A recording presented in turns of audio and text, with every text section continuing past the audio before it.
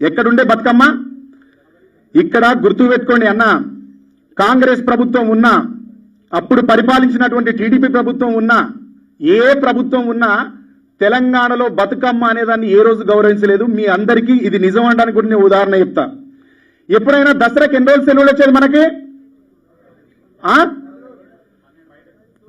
నువ్వు ఇప్పుడు చెప్తాను భయ్యా, దసరాకి ఎన్ని రోజులు వచ్చేది మనకి?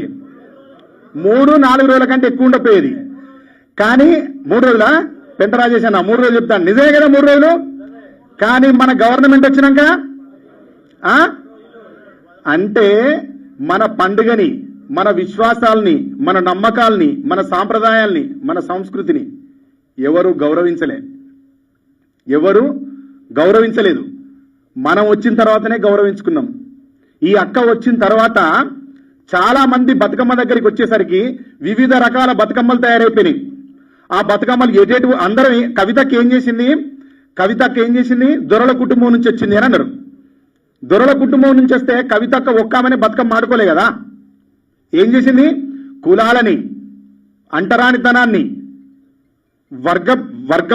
వర్గభేదాల్ని అన్నింటినీ చెరిపేసి, అన్నింటినీ తుడిపేసి, రండి అందరం కలిసి ఆడుకుందాం, ఇది అందరి పండుగ, ఇది ప్రకృతి పండుగ, ఇది రైతుల పండుగ, ఇది మన ఆత్మ పండుగ, మనం దూరంగా ఉండడం ఏంది అని కవితక్క అందరినీ ఒక్క దగ్గరికి చేర్చి బతుకమ్మ 10 మంది ఆడుకునే దగ్గర నుంచి 10,000 మంది ఆడుకునే దగ్గరికి, 10,000 మంది నుంచి 1,00,000 మంది ఆడుకునే దగ్గరికి, 1,00,000 దగ్గర నుంచి 1,00,00,000 మంది ఆడుకునే కాడికి తీసుకొచ్చింది. ఎంత గొప్ప విషయం! ఒక్కతే బిడ్డ కదా, గీ అక్క ఒక్కతే కదా, గీమె ఒక్కతే కదా చేసింది ఇంత కృషి. బతుకమ్మని ఎవరైనా పట్టించుకున్నారా? ఏ మంత్రి అన్నా పట్టించుకున్నారా? స్త్రీ మంత్రి, మహిళా మంత్రులు లేకుండా మనకు ఎవరైనా పట్టించుకున్నారా? ఎవరైనా గుర్తించిందా? ఈ అక్క గుర్తించి ఈ భూమి మీద ఎంత పరిమళభరితంగా బతుకమ్మను ఆడించిందో, ప్రపంచ దేశాల్లో కూడా జాగృతిని స్థాపించి, జాగృతి వారియర్స్ని అక్కడ పెట్టి, అన్నదమ్ములను, అక్క చెల్లెలను, స్వభావం కలిసిన వాళ్ళందరినీ అక్కడ కూడగట్టి, వాసన రాని అల్లిప్పులను కూడా పెట్టి ఆడించింది అక్క బతుకమ్మ. ఏం చెప్పింది కవితక్క? అద్భుతమైన కవిత్వం రచించింది బతుకమ్మ మీద. ఏమని? పువ్వై పుడితే అది బతుకమ్మకు అర్హత కలిగింది అని చెప్పింది. ఎంత గొప్ప స్టేట్మెంట్ తెలుసా ఇది? నేను ఈ పాట రాసినప్పుడు చాలా మంది అన్నారు నన్ను, దాంట్లో నేను రాసిన పత్తి పువ్వులు నీ పెదవుల నవ్వులుగా, గునుగు పువ్వులు నీ గుండె సవ్వడిగా, కంటి చూపులనే కంది పువ్వులనే కంటి పాపలుగా, సీత జడపూలే నీలో సిగ్గులుగా అని రాసినప్పుడు పత్తి పూలు వాడతారా, కంది పూలు వాడతారా అని అడిగిరు నన్ను అక్క అమెరికా పంపించినప్పుడు అమెరికాలో లిల్లీ పూలు కూడా వాడిర్రా అన్నాయన. తెలుసుకోండి, కవితక్క ఏం తీర్మానం చేసింది అంటే పువ్వై పుడితే బతుకమ్మ పూజకు అర్హత కలిగినట్టే అని చెప్పింది.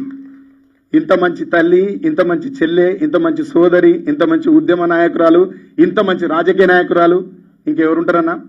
ఆమె పుట్టుక లోపల ఇంత మూలం ఉంది కాబట్టే, ఆమె ఆత్మ లోపల తెలంగాణ మీద ఇంత కృషి చేసే గుణం ఉంది కాబట్టే, ప్రేమించే తత్వం ఉంది కాబట్టే ఈరోజు లేని దాశరథి గారిని గుర్తుకు చేసి ఆయన వారసత్వాన్ని, ఆయన కవిత్వాన్ని వారసత్వంగా మళ్ళొక మంచి మేధావి చేతిలో పెట్టి దీన్ని నిర్మాణం చేయించి జాగృతి ద్వారా మనందరికీ అందించి ఇంకో తరానికి కూడా దాశరథి గారిని పరిచయం చేసింది. కవులుగా మీరు సమాజం కోసం ఆలోచించితే, ఒక కళాకారునిగా మీరు సమాజం పట్ల కట్టుబడి ఉంటే మీకోసం ఇట్లాంటి కవితమ్మలు చాలా పుట్టుకొస్తారని ఇలా సందేశం ఇచ్చింది అక్క. ఇక్కడ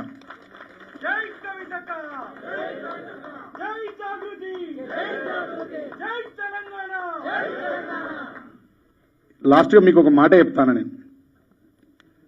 నా తెలంగాణ కోటి రతనాల వీణ అన్నాడు. ఎవరు? సౌండ్ లేదు, చెప్పాలి. ఇది ఎవరన్నారు? అక్కడ లాస్ట్ కుందని కూడా చెప్పాలన్నా. అదే సౌండ్ లేదే, మనం మర్చిపోయినాం. అయ్యింది, మనం మళ్ళా ఉద్యమంలో ఉన్నాం, గుర్తుపెట్టుకోరి, మళ్ళా వాళ్ళనే ఉన్నాం. నా తెలంగాణ కోటి రతనాల వీణ అన్నది ఎవరు? రతనాల వీణ మీద రక్తము